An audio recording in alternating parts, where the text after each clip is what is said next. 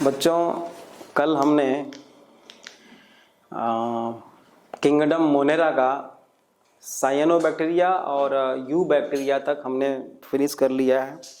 You bacteria कल हमने complete किया था।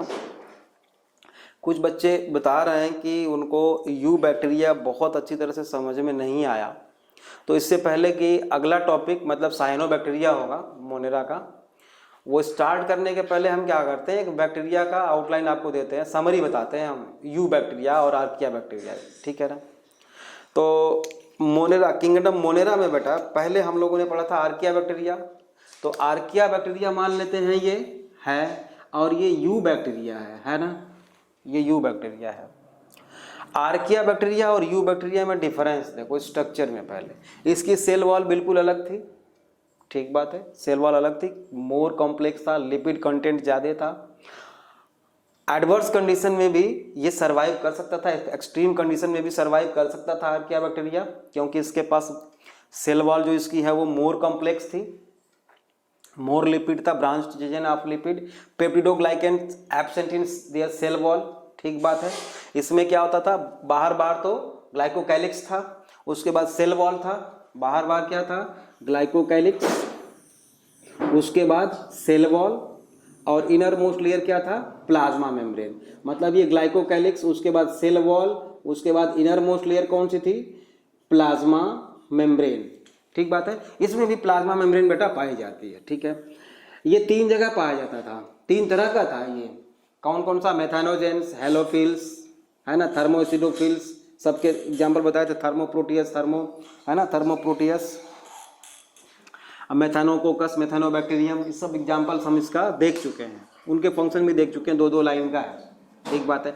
तो आर्किया बैक्टीरिया तो सबसे एंशिएंट है और ये बहुत आसान है, हमको समझ में आ गया।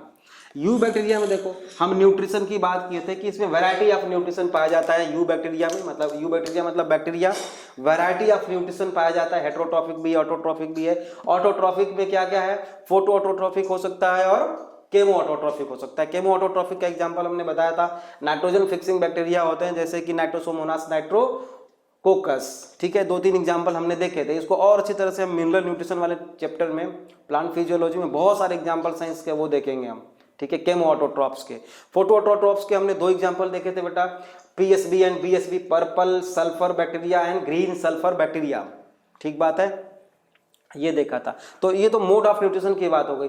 On the basis of number of flagella, number and position of flagella, हमने टाइप ऑफ बैक्टीरिया देखा था, है ना, atrichous, monotrichous, lophotrichous, amphitrichous, peritrichous etcetera, वो हमने देखा था, ठीक बात है। अब स्ट्रक्चर की बात आ जाओ। स्ट्रक्चर में बेटा ये इनर मोस्ट जो लेयर प्लाज्मा मेम्ब्रेन, इसका इनवाइजिनेशन के थ्रू इसमें फोल्डिंग ऑफ मेम्ब्रेन ऐसे था। इनवाइजिनेशन ऑफ प्लाज्मा मेम्ब्रेन का मतलब होता है कि अंदर की तरफ इसकी फोल्डिंग बन जाना, ऐसा। तो ये मीसोसोम बनाया था। मीसोसोम का फंक्शन क्या मैंने बताया था, एक तो रेस्पिरेशन में हेल्प करता है ना, सपोर्ट करता है न्यूक्लियोइड को, सेल डिवीजन में हेल्प करता है, बिल्कुल सही बात है। इसके बगल में क्या पाया जाता है, न्यूक्लियोइड पाया जाता है बेटा, नॉन स्टोर प्रोटीन, मतलब पॉलीएमाइन से ये फिक्स होता है, इसका सर्कुलर डीएनए है ये न्यूक्लियोइड, ये न्यूक्लियोइड है, ठीक है। ये साइटोप्लाज्म इसका है, साइटोप्लाज्म है, ठीक है। इसमें राइबोसोम जो पाए जाते हैं वो 70S राइबोसोम्स पाए जाते हैं, 70S राइबोसोम्स पाए जाते हैं। और क्या इसमें होता है, फोटोसिंथेटिक पिगमेंट की हमने बात कर ही ली थी अभी। अगर मान लो पर्पल सल्फर बैक्टीरिया है तो क्या पाया जाएगा, बैक्टीरियो क्लोरोफिल, है ना। ग्रीन सल्फर है तो वो बैक्टीरियो क्लोरोफिल, अगर पर्पल है तो बैक्टीरियो फियोफाइटिन पाया जाएगा। इसी तरह से bacteriochlorophyll, bacteriopheophytin and bacteriocyanin, ये सारे हमने पिगमेंट्स देखे थे, ठीक बात है, ओके।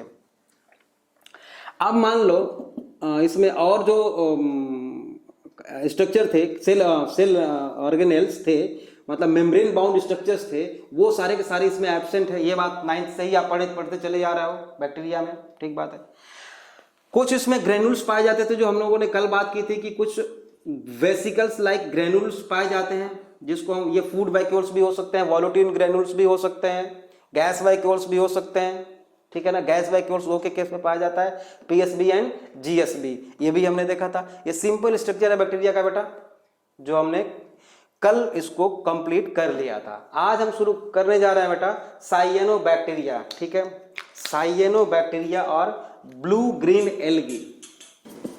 साइएनोबैक्टीरिया बेटा, साइएनोबैक्टीरिया को हम ब्लू ग्रीन एल्गी भी बोलते हैं, मतलब BGA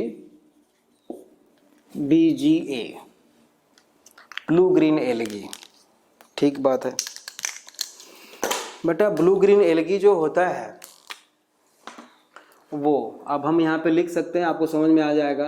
ब्लू ग्रीन एल्गी बेटा ग्राम पॉजिटिव बैक्टीरिया होता है, आप समझ में आ रहा होगा आपको।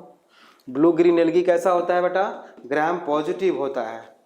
और क्या, ऑल आर फोटोसिंथेटिक, ये देखो, मतलब ये जो साइनोबैक्टीरिया होते हैं, सारे के सारे साइनोबैक्टीरिया क्या होते हैं, ऑटोट्रॉफिक होते हैं, वो भी फोटो ऑटोट्रॉफ्स होते हैं। याद रखना इसको, मैंने अंडरलाइन कर दिया है, ठीक बात है। कुछ एग्जांपल्स देखें, पहले लिख लें। नोस्टोक, ठीक है, ऑसिलेटेरिया,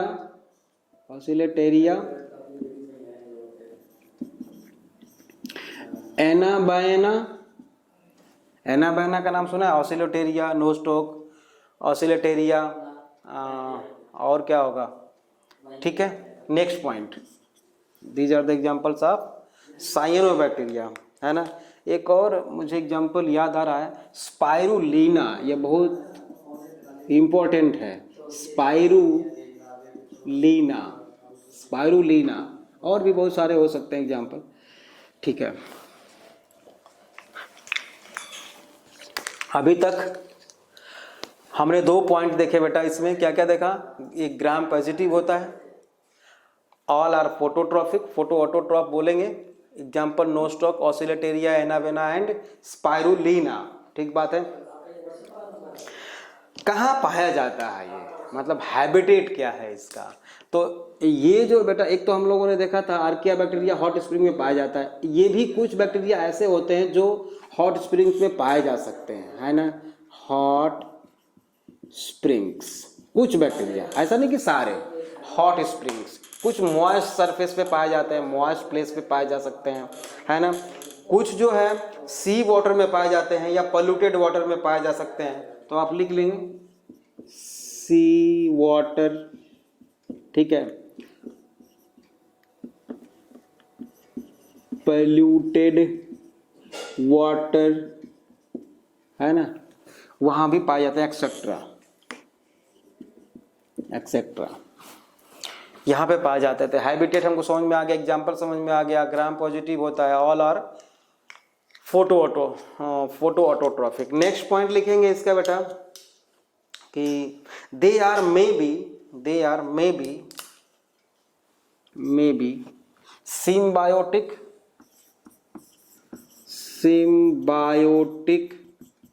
समझ रहे हो, मतलब रिलेशनशिप बिटवीन 2 ऑर्गेनिजम्स जो डिफरेंट स्पीसीज के होंगे, है ना, एक साथ रहते हैं, जिसमें कि दोनों को बेनिफिट होता है, उस तरह के रिलेशनशिप को हम क्या बोलते हैं, सिम्बायोटिक। जैसे कि आपने लाइकेन का नाम सुना होगा, एल्गी और फंगस का होता है वो, सिम्बायोंट होते हैं वो, ठीक बात है।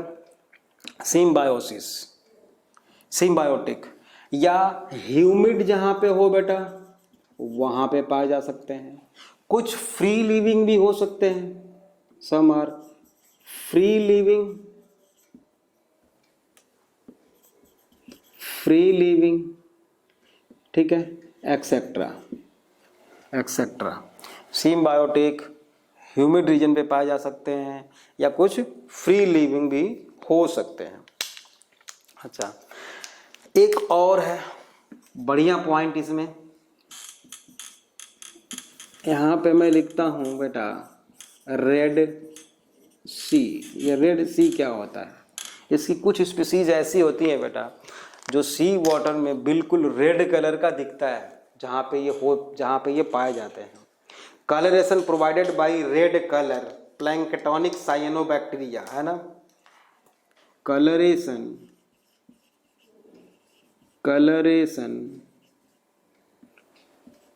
प्रोवाइडेड, कौन सा colouration? Provided bye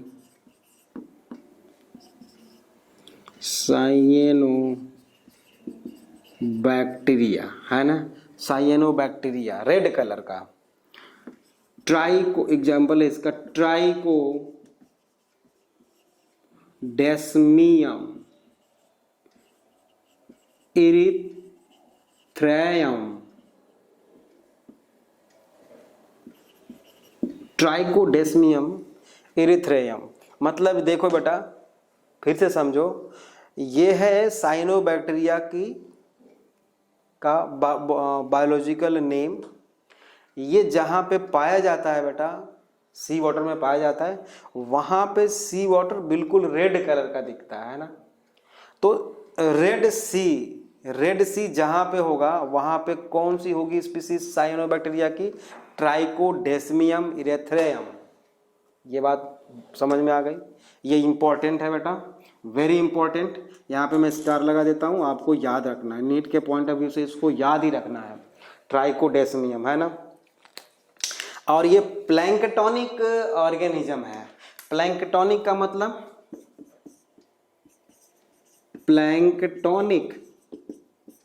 planktonic organism है। इसका मतलब ये हुआ बेटा कि फ्लोटिंग प्लैंकटोनिक ऑर्गेनिज्म दो तरह के होते हैं, जू प्लैंकटन एंड फाइटोप्लैंकटन बेटा। जू मीन्स एनिमल होता है, फाइटो मीन्स प्लांट होता है। तो ऐसे माइक्रो ऑर्गेनिजम्स या फ्लोटिंग ऑर्गेनिजम्स जो वाटर करंट के साथ फ्लो करते रहते हैं बेटा वाटर में, उसको हम क्या बोलते हैं? प्लैंकटोनिक। जो एक्टिवली स्विम नहीं कर सकते, ठीक है। तो ये प्लैंकटोनिक है बैक्टीरिया, जो साइनोबैक्टीरिया ट्राइकोडेस्मियम इरिथ्रेयम, जहाँ पे पाया जाता है वहाँ पे सी वाटर जो है बिल्कुल रेड कलर का दिखता है। रेड सी मुझे लगता है आपको समझ में आ चुका होगा बेटा। अब है बेटा इसके थ्री फॉर्म्स होते हैं, थ्री बॉडी फॉर्म्स बोल सकते हैं हम। बॉडी फॉर्म्स थ्री टाइप का होता है ना। यूनिसेलुलर तो हम जानते हैं कि मतलब मोनेरियन जितने भी हैं वो यूनिसेलुलर तो है ही हैं, ठीक है। तो फ्री लिविंग यूनिसेलुलर मतलब अलग अलग सेल्यूलर लेयर, मतलब सेल्यूलर सेल्स के जैसा दिखते हैं, ये उसको यूनिसेलुलर भी बोल सकते हैं। यूनिसेलुलर मतलब कि अलग अलग रहते हैं। याद रखना यूनिसेलुलर तो सारे ही हैं, लेकिन जो बिल्कुल अलग अलग रहते हैं बेटा, बिल्कुल सेपरेट रहते हैं, उनको हम यूनिसेलुलर वाले कैटेगरी में रख रहे हैं। जैसे कि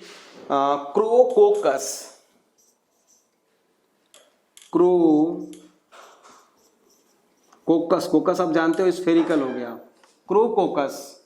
क्रोकोकस मीन्स स्फेरिकल बॉडी होगी इसकी। यूनिसेलुलर मतलब यहाँ पे हम लिख देते हैं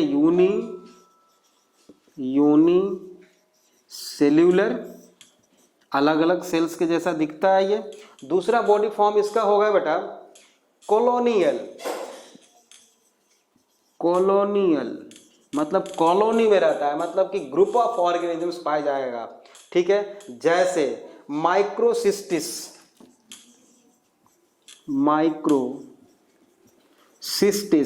मतलब ये देखो, ये ऑर्गेनिज्म है, ये बैक्टीरिया है, एक बैक्टीरिया ये है बेटा, एक बैक्टीरिया ये है, एक ये है। अब ये है तो यूनिसेलुलर सारे के सारे, लेकिन ये सारे क्या है? ग्रुप में पाए जा रहे हैं, तो इसको क्या बोलेंगे हम? कॉलोनियल बोलेंगे, ठीक बात है, वेरी सिंपल। जो अब ये क्रोकोकस कैसे पाया जाता है बेटा? एक यहाँ पे मान लो, एक यहाँ पे है, एक यहाँ पे है, एक यहाँ पे, तो ये अलग अलग है, ठीक बात है। और ये कॉलोनियल, ठीक बात है, कॉलोनी में पाया जाएगा। उसके बाद फिलामेंटस बेटा, फिलामेंटस तीसरा फॉर्म है फिलामेंटस बॉडी फॉर्म। अभी हमने ऊपर लिखा, अभी मिटाया नहीं है, मैंने लिखा ही है। नोस्टोक, ऑसिलेटेरिया, एना बाय एना ये सारे के सारे क्या हैं, लिख लो, आप लिख लो, मैंने तो यहाँ पे लिख रखा है नोस्ट एना बेना ऑसिलेटेरिया, ये फिलामेंटस है। अभी इसका स्ट्रक्चर मैं बनाऊंगा, ठीक है ना। ये क्या है बेटा, फिलामेंटस है। 3 बॉडी फॉर्म्स है, आपको याद हो गया होगा शायद, gram positive, all are autotrophic, photo autotrophic, hot spring, sea water या पोल्यूटेड वाटर में बहुत ज्यादा पाए जाते हैं, है ना, साइनोबैक्टीरिया। सिम्बायोटिक, ह्यूमिड या फ्री लिविंग।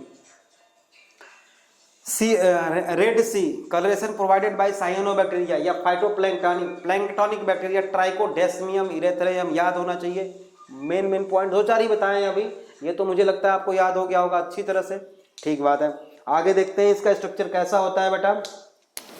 अब देखो, ये है एक मेम्ब्रेन मैंने बनाया है, ये प्लाज्मा मेम्ब्रेन है, ये है बेटा प्लाज्मा मेम्ब्रेन, ये प्लाज्मा मेम्ब्रेन है, ठीक है। अब इसके बाहर क्या होगा, सेल वॉल होगी। हम साइनोबैक्टीरिया बना रहे हैं बेटा, आप जानते हो बैक्टीरिया है, प्रोकैरियोट है, न्यूक्लियस नहीं है, न्यूक्लियोइड है, सेल ऑर्गेनेल्स नहीं है, मेम्ब्रेन बाउंडेड। बाहर हम क्या बना रहे हैं बेटा, साइनोबैक्टीरिया का सेल वॉल बना रहे हैं, सेल वॉल बना रहे हैं। ये देखो, ये है सेल वॉल, ठीक है, ये मैंने सेल वॉल बनाई है, सेल वॉल बनाया मैंने बेटा। इसकी सेल वॉल जो है 4 लेयर्ड होती है, 4 लेयर्ड होती है। अब सेल वॉल यहीं पे देख लेते हैं। मोनेरा के तीनों मेंबर्स हमने पढ़े, तीसरा मेंबर अभी हम लोग पढ़ रहे हैं। पहला आर्किया बैक्टीरिया पढ़े थे, जिसमें कि ब्रांच चेन ऑफ लिपिड थी, बार बार बोल रहा हूं मैं, पेप्टिडोग्लाइकन एब्सेंट था आर्किया बैक्टीरिया में। यू बैक्टीरिया में पेप्टिडोग्लाइकन्स था, ठीक बात है। लिपिड कंटेंट उतना नहीं था नेगेटिव में, बल्कि ज्यादा था पॉजिटिव से, ठीक बात है। यहाँ पे साइनोबैक्टीरिया पढ़ रहे हैं, साइनोबैक्टीरिया ये भी मोनेरा किंगडम का ही क्या है, मेंबर है, तीसरा मेंबर हम लोग पढ़ रहे हैं। इसकी जो सेल वॉल है बेटा वो 4 लेयर्ड है, in which 4 layered, in which second layer is made by peptidoglycans. Second layer मतलब सेकेंड कहां से काउंट करें, बाहर से अंदर के तरफ, है ना। Second layer is made by peptidoglycans, समझ में आ गया, बहुत आसान है। देखो अभी बाहर मैंने दिखाया है, ग्लाइकोकाइलिस नहीं दिखाया इसमें मैंने, ठीक है। पेप्टिडोग्लाइकेंस दिखा दिया, सेल वॉल में वो भी सेकेंड लेयर है, ठीक है। बाकी आगे देखते हैं इसमें क्या होता है। इसका जो साइटोप्लाज्म होता है बेटा, सेल है तो साइटोप्लाज्म होगी। इसका एक स्पेशल फीचर ये है कि इसका जो साइटोप्लाज्म है वो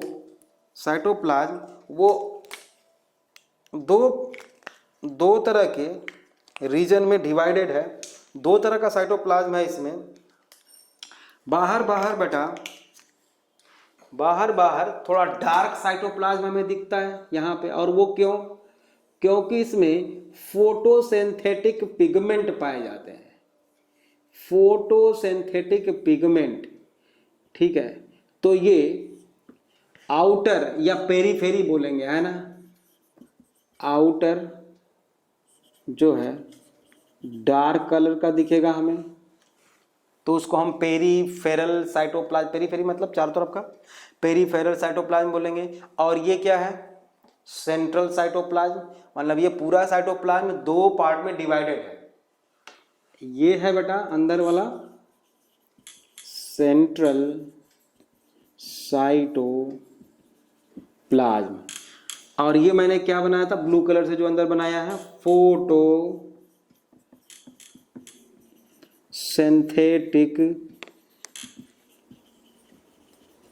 पिगमेंट्स, फोटोसिंथेटिक पिगमेंट्स। तो ये फोटोसिंथेटिक पिगमेंट्स जो बाहर है बेटा, पेरीफेरी के तरफ हैं, इसलिए जो है बेटा ये जो है डार्क दिखता है हमें, है ना। तो इसको हम क्या बोलते हैं, पेरीफेरल साइटोप्लाज्म या क्रोमोप्लाज्म।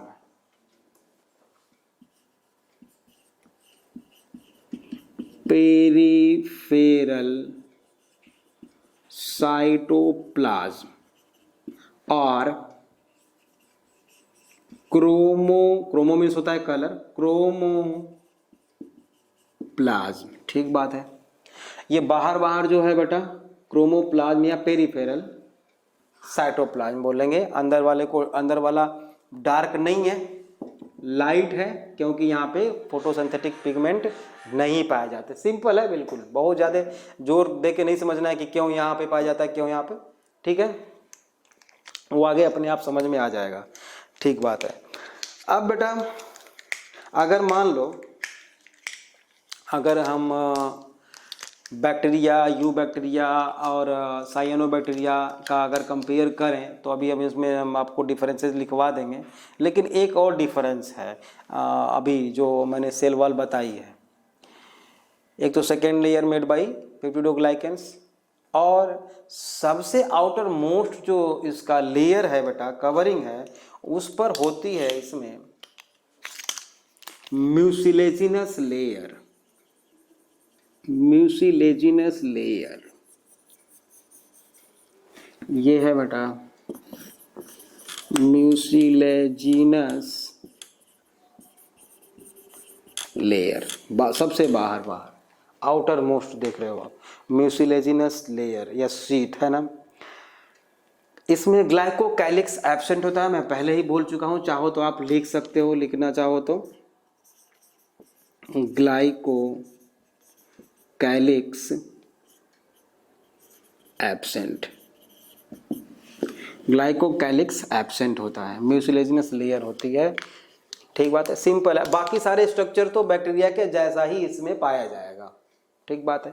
अब एग्जांपल लेते हैं नोस्टोक का। नोस्टोक बेटा ये नोस्टोक है, इसके बाहर क्या होगा, म्यूसिलेजिनस शीथ होगी या म्यूसिलेजिनस लेयर होगी, क्योंकि अकेला है ये, और हमने इसको लिखा था फिलामेंटस में, ये फिलामेंटस में पाया जाता है ना। तो फिलामेंटस में ऐसा होगा क्या, ये 1 है, 2 है, 3 है, 4, 5, ऐसे मैंने एक चेन जैसा बना दिया, और इसके ऊपर म्यूसिलेजिनस शीथ होगी। मतलब मैं म्यूसिलेजिनस शीथ ऐसे बना देता हूँ, ऐसे बना देता हूँ मैं। ठीक है, ये है बेटा म्यूसिलेजिनस शीथ, म्यूसिलेजिनस शीथ है। ठीक, अब क्या होता है बेटा कि ये नाइट्रोजन को फिक्स करता है ना, एटमॉस्फेरिक नाइट्रोजन को फिक्स करता है। शायद कुछ लोग फिक्स करने का मतलब अभी भी नहीं समझ रहे होंगे, कोई बात नहीं, वो बाद में हम देखेंगे। ठीक है ना, फिक्सेशन का मतलब क्या होता है। जैसे कि कार्बन डाइऑक्साइड का फिक्सेशन का क्या मतलब होता है बेटा, कार्बन डाइऑक्साइड गैस जो, कार्बन डाइऑक्साइड जो है वो गैसियस फॉर्म में है, कार्बन उसमें गैसियस फॉर्म में है, और उसको ग्लूकोज के फॉर्म में, मतलब गैसियस फॉर्म से सॉलिड फॉर्म में कन्वर्ट कर देना फोटोसिंथेसिस के थ्रू। क्या हो गया, CO2 का फिक्सेशन हो गया। तो हम बोलते हैं कि CO2 का फिक्सेशन किस फॉर्म में हो गया, ग्लूकोज के फॉर्म में, है ना। किसके हेल्प से, with the help of photosynthesis. ठीक बात है। उसी तरह से एटमॉस्फेरिक नाइट्रोजन को उसके कंपाउंड के फॉर्म में, नाइट्रेट या नाइट्राइट के फॉर्म में कन्वर्ट करना, नाइट्रोजन का फिक्सेशन हुआ। और ये जो नाइट्रोजन का फिक्सेशन होता है, जो बैक्टीरिया जो करता है, वो एरोबिक नहीं बल्कि एनारोबिक कंडीशन में करता है, मतलब ऑक्सीजन नहीं होनी चाहिए वहां पे, तभी वो फिक्स हो पाएगा। ये कैसे हो पाता है पॉसिबल, इसका पूरा मैकेनिज्म हम लोग पढ़ेंगे प्लांट फिजियोलॉजी में, मिनरल न्यूट्रिशन वाले चैप्टर में। यहाँ पे थोड़ा सा मैं आपको बताना चाहता हूँ कि ये जो फिलामेंटस स्ट्रक्चर है इसका होता क्या है बेटा, कि ये तो ऑक्सीजन लेती है, मान लो सारे सेल्स को ऑक्सीजन तो चाहिए, ठीक बात है, बिल्कुल चाहिए। अब इसमें से कोई एक सेल बीच की, इसमें से कोई एक सेल, एक या दो सेल, मान लो एक यहाँ पे एक सेल है और एक ये है और यहाँ पे, मतलब ये टर्मिनल है और ये इंटरमीडिएट सेल है। ये क्या कर किया बेटा, यहाँ पे एक सेल ने क्या किया, अपने चारों तरफ सिस्ट डेवलप कर लिया, है ना। इम्परमिएबल मेम्ब्रेन बना लिया, इम्परमिएबल, ठीक बात है, ओके। इसमें भी कर लिया। और इसमें ऑक्सीजन को, ऑक्सीजन एक्सकेवेंजर एक होता है लेग हीमोग्लोबिन, तो वो हम बाद में पढ़ेंगे। मतलब इसमें ऑक्सीजन को यहाँ से हटा दिया गया, मतलब यहाँ पे एनारोबिक कंडीशन क्रिएट कर दिया गया, ठीक है, एनारोबिक कंडीशन क्रिएट कर दिया गया बेटा। क्यों? For fixation of nitrogen, nitrogen को फिक्स करने के लिए यहाँ पे एनारोबिक कंडीशन क्रिएट की गई और उसके चारों तरफ मेम्ब्रेन को, वॉल को थिक कर दिया गया। इसको सिस्ट फॉर्मेशन बोलते हैं। इस तरह के स्ट्रक्चर को हम क्या बोलेंगे? Heterocyst, heterocyst. अब हेटेरोसिस्ट भी अगर मान लो बीच में है तो उसको इंटरकैलरी हेटेरोसिस्ट बोलेंगे। ये मतलब फिलामेंट्स के बीच में है तो इसको क्या बोलेंगे? Inter calorie heterocyst. और इसको क्या बोलेंगे? Terminal heterocyst. समझो बात को जरा, आपको बहुत ज्यादा यहाँ पे नहीं पढ़ना है, आपको बस इतना यहाँ पे ध्यान देना है बेटा कि हेटेरोसिस्ट होता क्या है। हेटेरोसिस्ट होता क्या है? फिलामेंटस स्ट्रक्चर है, बीच में से कोई एक सेल या टर्मिनल सेल, कोई एक सेल जो है क्या किया अपने चारों तरफ develop thick wall, 1 or 2 cells develop thick wall on their surface, है ना, and create anaerobic condition for fixation of nitrogen, atmospheric nitrogen। बस इतना याद रखना है आपको और कुछ नहीं, ठीक है। मतलब हेटेरोसिस्ट आपको समझ में आ गया कि नाइट्रोजन फिक्सेशन के लिए बैक्टीरिया करता है, ठीक बात है। अब आता है बेटा रिप्रोडक्शन। इसको हम मिटा देते हैं। तो और सारे बैक्टीरिया के जैसे साइनोबैक्टीरिया में भी रिप्रोडक्शन बेटा उसी तरह से होता है ना। एनारोबिक या एरोबिक हो सकता है इसमें भी रिप्रोडक्शन।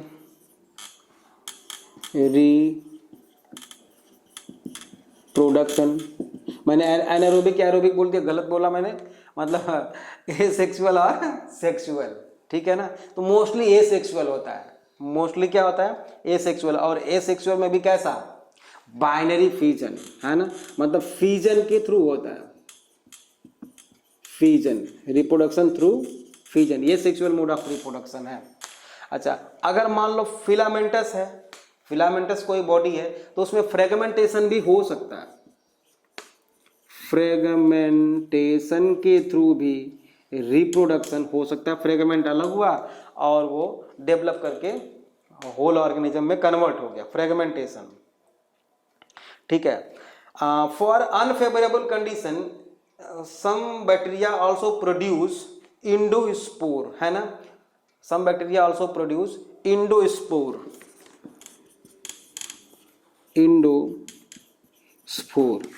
During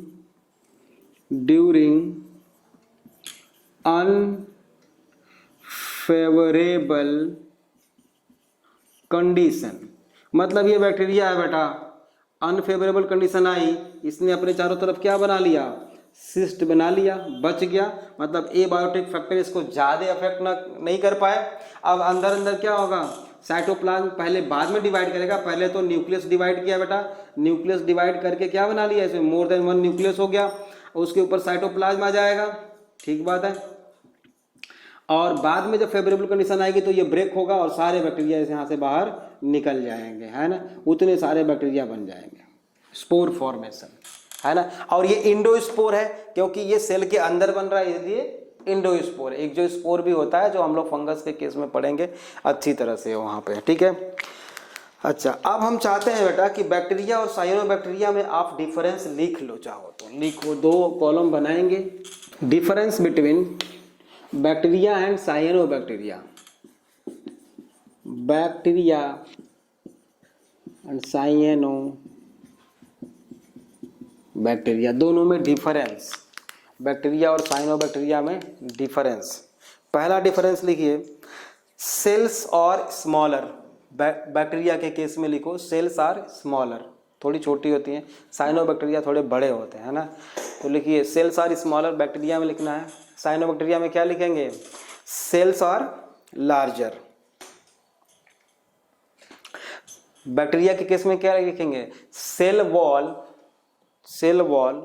1 to 2 layers. आपने देखा था पॉजिटिव के केस में पेप्टिडोग्लाइकेन्स थी और नेगेटिव के केस में क्या था? उसके ऊपर एक्स्ट्रा लिपिड लेयर था, फास्फोलिपिड्स था, फास्फोप्रोटीन्स था एंड एलपीएस था, लाइपोपॉलीसैकेराइड्स था। तो बैक्टीरिया में के कॉलम में क्या लिखेंगे? Cell wall 1 to 2 layer. और साइनोबैक्टीरिया में लिखो सेल वॉल 4 लेयर्ड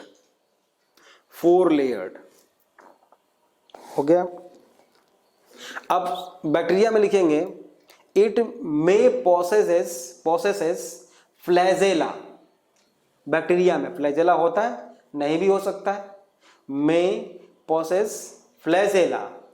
और साइनोबैक्टीरिया में फ्लैजेला मैंने बताया आपको? नहीं बताया ना, तो लिखिए साइनोबैक्टीरिया में लिखिए लैक फ्लैजेला, फ्लैजेला नहीं पाया जाता। नेक्स्ट डिफरेंस बैक्टीरिया में लिखेंगे दे मे बी ऑटोट्रॉफिक और हेटेरोट्रॉफिक। बैक्टीरिया में लिखेंगे दे मे बी ऑटोट्रॉफिक और हेटेरोट्रॉफिक। ठीक है। साइनोबैक्टीरिया में क्या लिखेंगे बेटा? अभी पहला ही पॉइंट हमने लिखा था, है ना, ऑल आर ऑटोट्रॉफिक। ये इंपॉर्टेंट लाइन है बेटा, ऑल आर ऑटोट्रॉफिक। ठीक है। बैक्टीरिया में लिखेंगे इफ बैक्टीरिया ऑटोट्रॉफिक या autotrophic bacteria contain bacteriochlorophyll.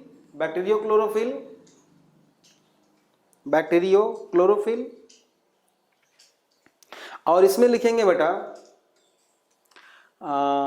Cyanobacteria में बैक्टीरिया कंटेन, क्योंकि सारे ऑटोट्रॉफिक तो होते ही हैं, बैक्टीरिया कंटेन क्लोरोफिल ए। ऐसे लिखेंगे क्लोरोफिल ए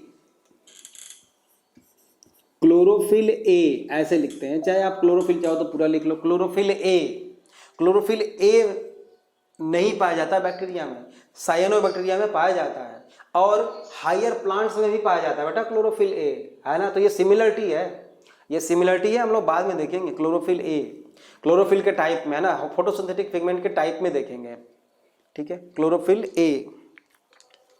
ठीक है, चाहो तो लिख लो as found in chlorophyll A, as found in, इसमें साइनोबैक्टीरिया वाले कॉलम में उसी के आगे लिख लो एज फाउंड इन यूकैरियोटिक या हायर प्लांट्स।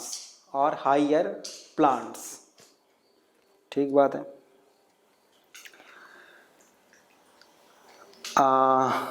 एक और डिफरेंस जो मैंने बात की थी कि ये जो बैक्टीरिया है बेटा, ये फोटोसिंथेसिस जब करता है तो आपको क्या लगता है ऑक्सीजन प्रोड्यूस करता है क्या? बैक्टीरिया करता है? नहीं करता, ऑक्सीजन प्रोड्यूस नहीं करता। तो क्या प्रोड्यूस करता है? सल्फर, है ना, सल्फर। और वो क्यों प्रोड्यूस करता है उसके बारे में भी हमने बात की थी वहाँ पे। ठीक है, तो बैक्टीरिया वाले कॉलम में क्या लिखेंगे? बैक्टीरिया वाले में कॉलम में लिखेंगे बेटा फोटोसिंथेसिस। नेक्स्ट है जो photosynthesis is an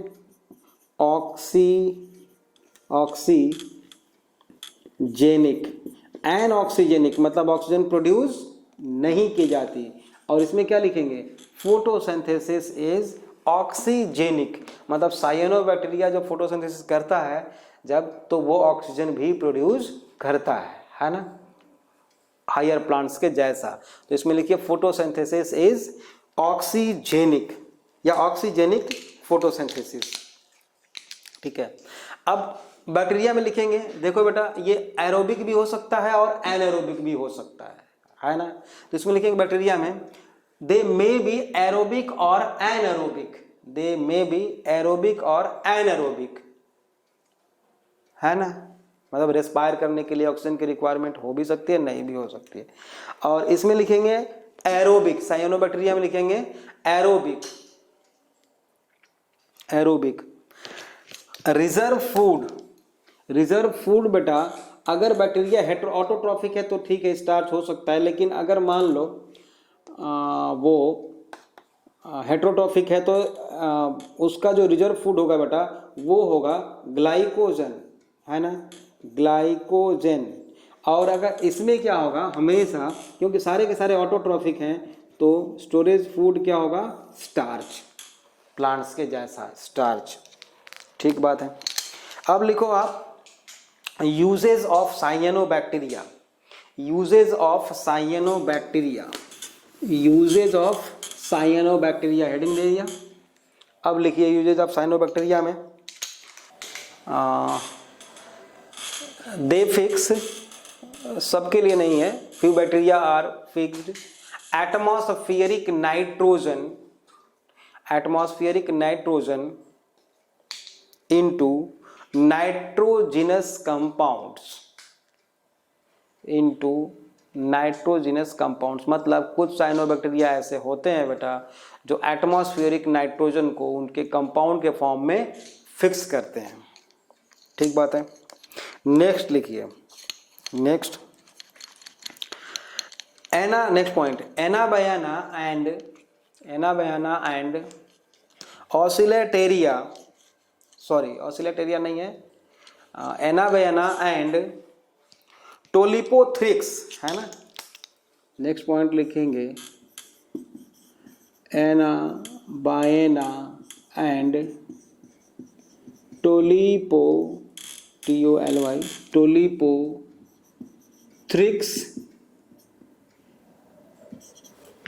prevent soil halogen, है ना, soil halogen, prevent soil erosion. जहाँ पे होते हैं वहाँ पे सॉयल इरोजन कम होता है ना, एक लेयर के जैसा बना लेते हैं, इसलिए टोलिपोथ्रिक्स और एनाबायाना, ये नाम याद रखना है, यूजेस को हल्के मत लेना, बहुत इंपॉर्टेंट है ये। ठीक है। नेक्स्ट पॉइंट लिखें, नेक्स्ट पॉइंट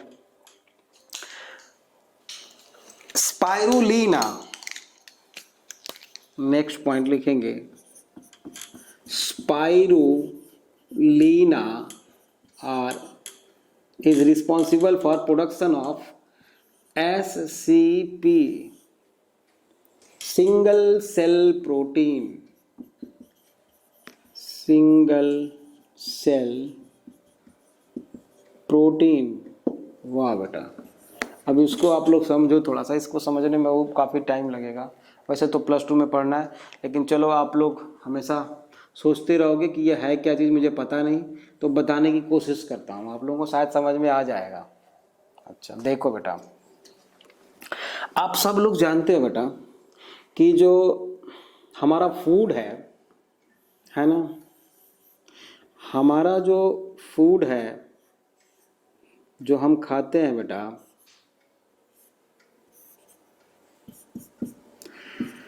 इसको डाइजेस्ट करने में, जैसे कि मान लो ये इसोफेगस है, इसको डाइजेस्ट, जो भी फूड हम लेते हैं बेटा, इसको डाइजेस्ट करने में बहुत टाइम लगता है, 3 to 4 आवर्स लगता है। अच्छा, लेकिन जो फूड हमारा होता है, मान लो इतना है 500 ग्राम है, तो इसमें से 500 ग्राम में से कुछ ग्राम ही, मतलब थोड़ा सा न्यूट्रिएंट्स निकाले जाते हैं, बाकी अनवांटेड होता है जो फीकल मैटर के फॉर्म में निकलता है, या फीसेस मैटर, है ना, अनडाइजेस्टेड फूड के फॉर्म में, फर्मेंटेड सड़ा हुआ जो मैटर है वो बाहर रिलीज कर दिया जाता है, इजेशन उसको बोलते हैं, आप लोग जानते हो। ठीक बात है। मतलब इतना सारा फूड जो हमने लिया था, उसमें से कुछ ही पार्ट उसका क्या था, उसमें न्यूट्रिएंट था, उसमें से न्यूट्रिएंट तो बहुत थोड़ा सा था, बाकी तो अनवांटेड था, जिसको हमें फॉर्मेंट करके निकालना पड़ा। अगर ऐसे हम निकालते तो इंटेस्टाइन की लेयर को स्क्रैच भी कर देता, उसके लिए बैक्टीरिया पाए जाते हैं। ठीक बात है। लेकिन जो पहले से डाइजेस्टेड फूड या न्यूट्रिएंट अगर हम लें, जैसे आप जानते हो ग्लूकॉन डी लेते हो, क्यों, एनर्जी के लिए लेते हो ना आप लोग ग्लूकॉन डी, तो ग्लूकॉन डी जो आप लेते हो बेटा तो न्यूट्रिएंट है बस, उसमें अनवांटेड तो कुछ है ही नहीं। वो आपने जैसे ही लिया यहाँ से बेटा, कुछ स्टमक में एब्जॉर्ब हुआ है ना, आगे इंटेस्टाइन में गया, वहाँ फटाफट फटाफट सीधे ब्लड में चला गया और एनर्जी प्रोड्यूस कर दिया, बॉडी के सेल्स में चला गया वो। ठीक बात है।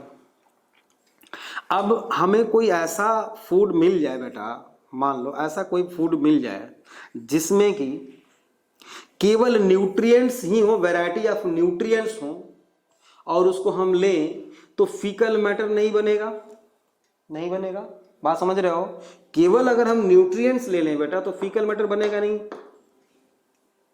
आसानी हो जाएगी। लेकिन ये चीज मिलेगा कहाँ? तो अब 1 बाय 1 करके स्टेप वाइज प्रोसेस है। देखो ये जो न्यूट्रिएंट्स होते हैं ना बेटा, जो फूड में होते हैं, वो बनाता कौन है? Plant cell. प्लांट सेल में हर न्यूट्रिएंट्स को बनाने के लिए, प्रोटीन को बनाने के लिए बेटा क्या चाहिए? जीन होगा, उसके पास जीन होगा तभी तो वो बनाएगा, मतलब उसका कैरेक्टरिस्टिक फीचर होगा तभी तो बनाएगा। कैरेक्टर कहाँ पे होते हैं? न्यूक्लियस के अंदर। किस फॉर्म में? डीएनए के फॉर्म में, डीएनए के सेगमेंट के फॉर्म में। तो ये जितने न्यूट्रिएंट्स होते हैं, मैक्सिमम जो न्यूट्रिएंट्स होते हैं बेटा जो हमारे लिए रिस्पॉन्सिबल है, वो सारे न्यूट्रिएंट्स को का जीन हम निकाल लें कहीं से। मेन जीन अगर हम निकाल लेते हैं, मान लो हमने, हमारे पास जीन है, ये डीएनए का एक टुकड़ा ये है, सेगमेंट है, डीएनए का एक सेगमेंट ये है, डीएनए का एक सेगमेंट ये भी है। ऐसे बहुत सारे न्यूट्रिएंट सेक्रेटिंग, न्यूट्रिएंट को बनाने वाला, मतलब प्रोटीन को बनाने वाला, वैरायटी ऑफ प्रोटीन को बनाने वाला, स्पेशली अभी तो न्यूट्रिएंट हम बोल रहे हैं, आगे चल के और अच्छी तरह से इसको पढ़ेंगे हम। वैरायटी ऑफ प्रोटीन बनाने के लिए बेटा, कई तरह की प्रोटीन बनाने के लिए हमारे पास कई तरह के जीन्स हैं। ये जीन हमने निकाला है, सेल से निकाला है, अलग अलग जगह से निकाला है। ठीक बात है। अब ये हमने निकाल लिया बेटा, मान लो ये प्रोटीन ए बनाता है, ये प्रोटीन बी बनाता है, ये जो जीन है प्रोटीन सी बनाता है। ठीक है। अब इन सभी को हमने जोड़ दिया बेटा, इन सारे जीन्स को। अभी तो 3 दिखाया है, हमने तो बहुत सारे जीन्स को हमने एक दूसरे से जोड़ा है। ये 3 जीन को हमने जोड़ दिया एक में, और इसको हमने क्या किया बेटा, किसी बैक्टीरिया के अंदर से प्लाज्मिड को निकाला। प्लाज्मिड को निकाला, देखो ये है प्लाज्मिड, ये है प्लाज्मिड बेटा। इस प्लाज्मिड को निकाला बैक्टीरिया के बाहर, बैक्टीरिया के सेल से बाहर, और इसको यहाँ से काट दिया। और काटने के बाद क्या किया हमने, इस जीन्स को जो हमने लाइगेट कराया था यहाँ पे जोड़ दिया। ठीक बात है, जोड़ दिया। अब हमने क्या किया बेटा, इस प्लाज्मिड को हमने एक बैक्टीरिया के अंदर डाल दिया। ठीक। अब ये इसका न्यूक्लियोइड है। इसको जब हम कल्चर मीडियम में रखेंगे बेटा, बैक्टीरिया को, इस बैक्टीरिया को जब हम कल्चर मीडियम में रखेंगे ऐसा, तो ये मल्टीप्लाई करेगा। मल्टीप्लाई करने के बाद क्या करेगा, इसके पास जो जीन है, जिस प्रोटीन का जीन है बेटा, वो प्रोटीन तो बनाएगा। मतलब ए प्रोटीन, बी प्रोटीन, सी प्रोटीन बनाया, इससे बनाया। ठीक है। अब ऐसे बनाता चला जाएगा, जैसे कि हम कर्ड से, मिल्क से कर्ड बनाते हैं जब, तो कर्ड से थोड़ा सा निकाल के रख लेते हैं स्टार्टर, अगले दिन मिल्क में डालने के लिए। उसी तरह से इसमें थोड़ा सा बैक्टीरिया हमने निकाल के रख लिया, बाकी सारे बैक्टीरिया को क्रश कर दिया। एक सिंगल सेल है, क्रश कर दिया, ड्राई कर दिया। ड्राई करने के बाद टैबलेट बना दिया। उस टैबलेट में क्या है, ये प्रोटीन है, प्रोटीन है। या एक डाउन स्ट्रीम प्रोसेस होता है, उस प्रोसेस के थ्रू बेटा हम क्या करते हैं, केवल प्रोटीन को ही बाहर निकाल लेते हैं, केवल हम प्रोटीन को ही बाहर निकाल लेते हैं। अब वो प्रोटीन जो है, वो टैबलेट जो है, जो हमने बनाया है, इसको निकालने के बाद ड्राई करके, वो क्या है, न्यूट्रिएंट रिच है। और वो जितने टाइप की प्रोटीन है हमारे हाथ में, जो टैबलेट के फॉर्म में है, वो कहाँ से आया है, एक सिंगल सेल का प्रोडक्ट था, वो सिंगल टाइप ऑफ सेल का प्रोडक्ट था, है ना। वैसे सेल तो बहुत है, बहुत सारे हैं। तो उसी को हम बोलते हैं, जो हमारे हाथ में है अभी टैबलेट, इसमें कई सारे न्यूट्रिएंट्स हैं, उसको हम बोलते हैं बेटा सिंगल सेल प्रोटीन। और वो सबसे पहले स्पाइरुलिना में बनाया गया था। सबसे पहले क्या, अभी भी बनाया जाता है। और इसका यूज क्या है, देखो टीवी पे न्यूज आता है, रिवाइटल का टैबलेट का आता है कि एक टैबलेट खाओ डेली और बिल्कुल तंदुरुस्त रहो, हेल्दी रहो। और स्पेस ट्रेवलर्स जो होते हैं बेटा वो ऐसे ही टैबलेट्स लेके जाते हैं, वो प्रॉपर जो ट्रेडिशनल हमारा फूड है ना वैसा कुछ नहीं लेके जाते, वो इस तरह के फूड लेके जाते हैं, है ना, जिसमें कि कम से कम उनको डाइजेशन के लिए एफर्ट लगाना पड़े इंटेस्टाइन को। ठीक बात है। तो सिंगल सेल प्रोटीन मुझे लगता है आपको समझ में आ गया होगा, जो एक सेल को मॉडिफाइड करके उससे बहुत सारे प्रोटीन्स बनाना। इसको +2 में और अच्छी तरह से आप पढ़ोगे, जब जेनेटिक्स पढ़ोगे तो और अच्छी तरह समझ में भी आपको आएगा। तो अब मुझे लगता है स्पाइरुलिना समझ में आ गया होगा, सिंगल सेल प्रोटीन आपको समझ में आ गया होगा बेटा। अब है बेटा नेक्स्ट टॉपिक आपका, या नेक्स्ट पॉइंट लिखो। Next point, anabaena and aulosira, anabaena and aulosira, है ना, anabaena and aulosira, anabaena and aulosira prevent mosquito larva to grow in surroundings, ठीक बात है। मतलब ये ऐसे बैक्टीरिया हैं जो मॉस्किटो के लार्वा को सीधे सीधे खा जाते हैं, है ना, उनको ग्रो नहीं करने देते। अब लिखो हार्मफुल इफेक्ट, साइनोबैक्टीरिया का हार्मफुल इफेक्ट ऑफ साइनोबैक्टीरिया।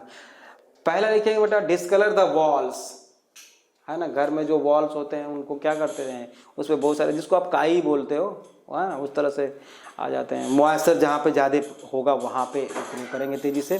तो लिखेंगे फर्स्ट पॉइंट लिखेंगे बेटा, क्या लिखेंगे, discolour the walls, discolour the walls. The second point लिखेंगे oscillatoria causes asthma and GIT, asthma and GIT मतलब गैस्ट्रो इंटेस्टाइनल ट्रैक्ट, मतलब हमारी इंटेस्टाइन, है ना, infection, cause asthma and GIT problems, gastrointestinal problems. Next point, Oscillatoria grow in water bodies. Oscillatoria grow in water bodies. Water bodies shows SHOWS shows pollution by organic matter.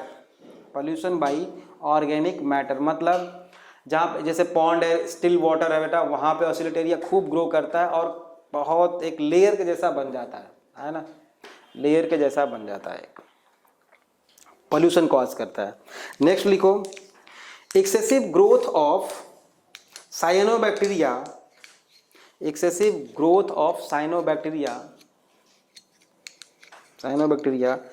Form water Bloom which decrease oxygen level in water, which decrease oxygen level in water, oxygen level in water, causing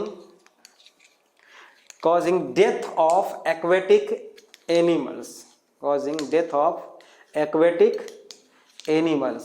वो कैसे बेटा, देख लो, ये मान लो कोई pond है, water surface है, ये पॉन्ड है, वाटर सरफेस है, यहाँ पे ये अगर ये ग्रो कर गया बेटा तो बाहर से मतलब एटमॉस्फेयर से वाटर का कनेक्शन ब्रेक हो गया, जो ऑक्सीजन प्रोड्यूस भी करता है तो ये ऑक्सीजन बाहर चली जाएगी, तो बाहर से ऑक्सीजन लेवल तो अंदर तो आ नहीं रहा और लाइट भी अंदर नहीं आ रही है, जिससे कि अंदर जो फाइटोप्लैंक्टॉन्स हैं वो फोटोसिंथेसिस कर सकें।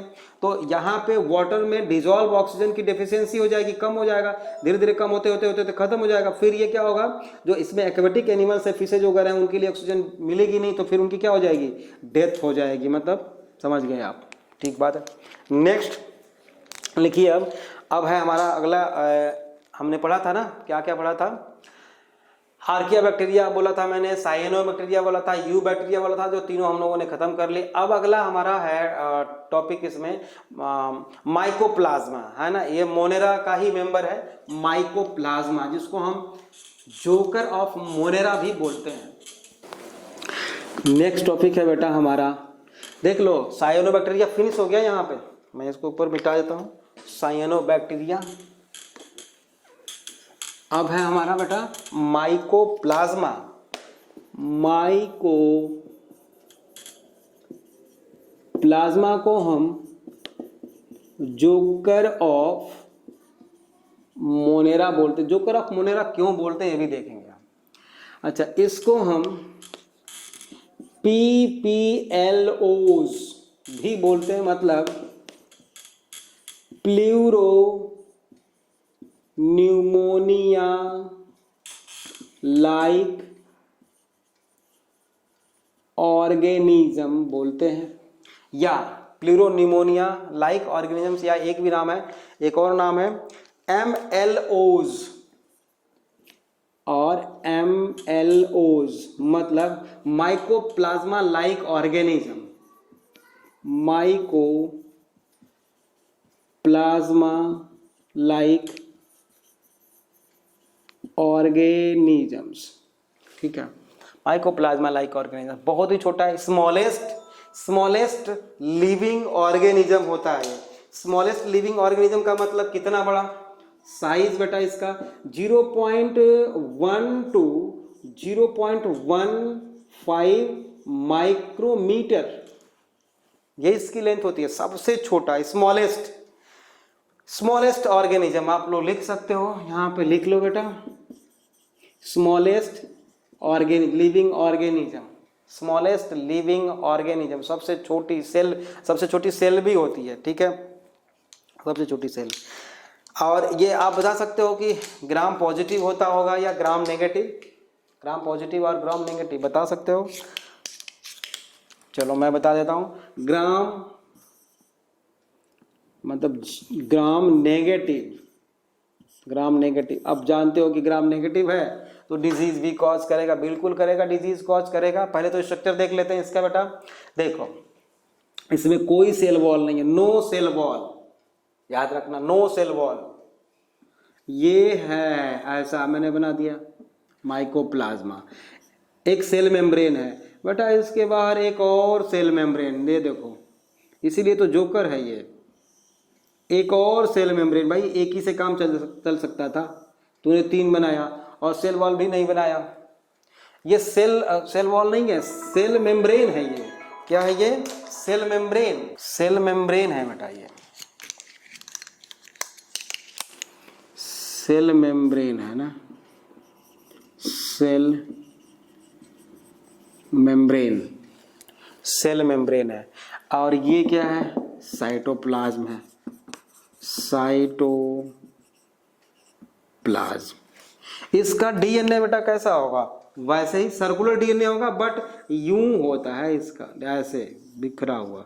डीएस डीएनए है, एसएस डीएनए नहीं है, डीएस डीएनए है। बाकी सारा स्ट्रक्चर जो है प्रोकैरियोटिक सेल के जैसा इसका होगा। ठीक बात है। तो देखो कोई सेल वॉल नहीं है इसमें, नो सेल वॉल, इसीलिए हम इसको क्या बोलते हैं? जोकर ऑफ मोनेरा बोलते हैं। कोई सेल वॉल नहीं। और एक बात और भी है, ये जो सेल मेम्ब्रेन है बेटा, ये 3 है बाहर, एक से भी काम चल सकता था, है ना, लेकिन 3 है, याद रखना है। ग्राम नेगेटिव है इसलिए डिजीज कॉज करेगा। डिजीज कौन सी कॉज करेगा? डिजीज बेटा 2 तरह की डिजीज कॉज करेगा, दोनों तरह की डिजीज आप लिख सकते हो, दे कैन, है ना। Pleuropneumonia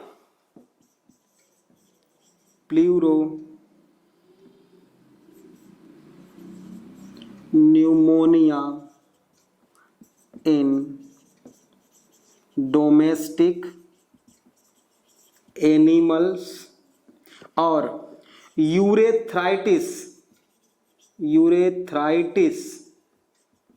in humans. Urethritis in humans ये डिजीज कॉज करता है। लिमिटेड डिजीज है, बहुत ज़्यादा नहीं है ना।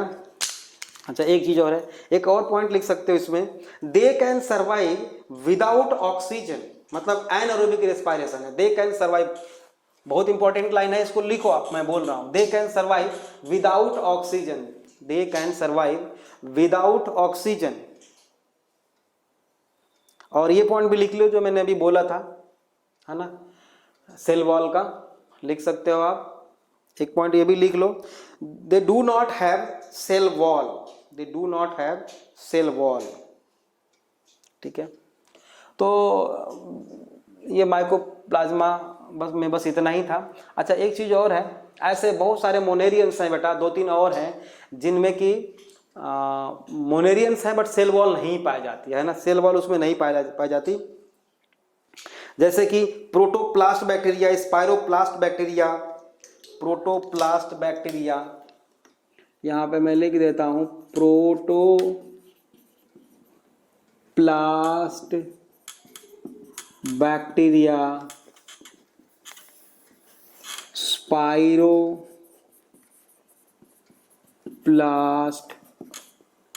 बैक्टीरिया, एल फॉर्म बैक्टीरिया,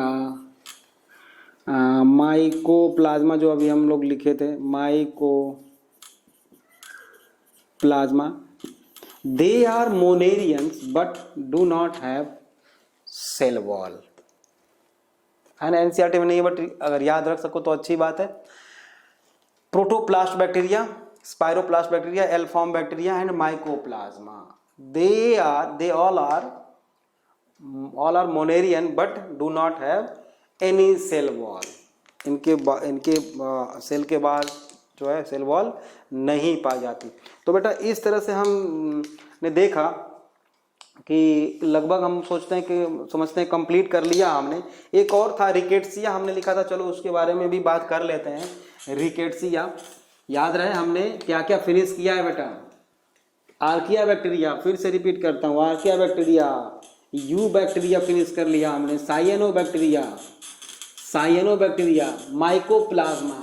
अब एक लास्ट टॉपिक है बेटा, कौन सा? रिकेट्सिया।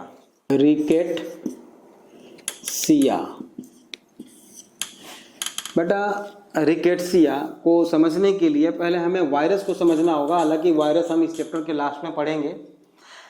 अभी कोविड-19 चल रहा है बेटा, डिजीज कॉज बाय वायरस चल रहा है। आप लोग अच्छी तरह से जानते हो, सब लोग अपने अपने घरों में बैठे हुए हो, है ना, अच्छी बात है। हम जानते हैं कि इसके अगेंस्ट मेडिसिन बनाना बहुत मुश्किल ही नहीं, अभी तक तो नामुमकिन ही है, पता नहीं आगे मुमकिन हो सके। ठीक है, वैक्सीन भी बन जाएगी तो अच्छी बात है। बट देखो होता क्या है कि ये एक सेल है, ये क्या है बेटा? एक सेल है। ठीक बात है, लिविंग सेल है, ये समझना चीज को। अब ये वायरस है, वायरस में है क्या चीज? वायरस में बाहर प्रोटीन है बेटा, प्रोटीन की कवरिंग है, और अंदर जेनेटिक मटेरियल होता है, मे बी डीएनए और आरएनए हो सकता है। ठीक है, अब ये कई सालों तक चुपचाप पड़ा रह सकता है, इसको कुछ नहीं होगा, लिविंग नहीं है ये बाहर। क्यों? लिविंग वर्ड में हमने पढ़ा था बेटा, metabolism is the defining property of living organism. Metabolism हो ही नहीं रहा, इसमें साइटोप्लाज्म है ही नहीं, होगा भी कैसे? इसमें साइटोप्लाज्म है, मेटाबॉलिज्म चल रहा है बेटा, ये लिविंग सेल है, ये इनएक्टिव है बाहर। जैसे ही अंदर गया बेटा ये एक्टिव हो गया, मतलब इस सेल के कंपोनेंट्स का यूज करके बेटा अपने पॉपुलेशन को बढ़ाएगा, मतलब रिप्रोड्यूस करेगा। ये मोर देन 1000 में निकलते हैं बाहर, एक सेल के अंदर घुसने के बाद तोड़ के उस सेल को बाहर निकलते हैं। तो सेल के अंदर एक्टिव है, लिविंग सेल के अंदर वायरस एक्टिव है, बाहर इनएक्टिव है। ठीक बात है। तो ऐसा बैक्टीरिया भी होता है बेटा जो लिविंग सेल के बाहर क्या हो? इनएक्टिव हो, और सेल के अंदर जाते ही, होस्ट सेल के अंदर जाते ही वो एक्टिव हो जाता है। ठीक बात है। तो स्ट्रक्चर बैक्टीरिया का बेटा, बट बिहेवियर कैसा हो? वायरस के जैसा। वायरस हम अलग से पढ़ेंगे, अभी तो हम कुछ नहीं बताया वायरस के बारे में, बाद में इसके बारे में डिटेल पढ़ेंगे बेटा। लेकिन हम यहाँ पे रिकेट्सिया के बारे में पढ़ रहे हैं बात बेटा कि रिकेट्सिया होता कैसा है और क्या करता है। तो अब आते हैं रिकेट्सिया पे बेटा। ये है सेल, लिविंग सेल है कोई, और ये है बैक्टीरिया, ये एक बैक्टीरिया है बेटा। ये बैक्टीरिया कैसा है? इनएक्टिव बैक्टीरिया, मतलब एक ऐसी प्रोकैरियोटिक सेल जो इनएक्टिव है, ये। और जैसे ही ये किसी लिविंग सेल के अंदर गई बेटा, ये एक्टिव हो गई, मतलब ये डिजीज कॉज करे, ट्रेंच फीवर कॉज करता है ये, है ना, ट्रेंच फीवर भी कॉज करता है ये, या क्यू फीवर कॉज करता है, या येलो फीवर कॉज करता है। These are the disease caused by Rickettsia. तो अब हम क्या लिखें कि स्ट्रक्चर कैसा है, बैक्टीरिया के जैसा, और काम कैसा है, वायरस के जैसा। काम ऐसे इसलिए कि बाहर तो इनएक्टिव, अंदर एक्टिव है। तो इसको हम क्या लिख सकते हैं बेटा, Rickettsia are connecting link between, क्या लिखें, कनेक्टिंग लिंक बिटवीन, किसके किसके बीच का कनेक्टिंग लिंक है, bacteria and virus, bacteria and virus को हम क्या बोलते हैं, रिकेट्सिया, जो बाहर इनएक्टिव है और अंदर एक्टिव है। डिजीज लिख लो, आप चाहो तो लिख सकते हो ट्रेंच फीवर, येलो फीवर, है ना, yellow fever etcetera, Q fever भी लिख सकते हो, है ना। तो अब हमने बेटा यहाँ पर मोनेरा फिनिश कर दिया। This is all about Monera. Next class में हम लोग देखने वाले हैं प्रोटिस्टा, किंगडम प्रोटिस्टा अब स्टार्ट करेंगे बेटा। मोनेरा यहीं पे फिनिश हो गया, ठीक है। Okay, have a nice day.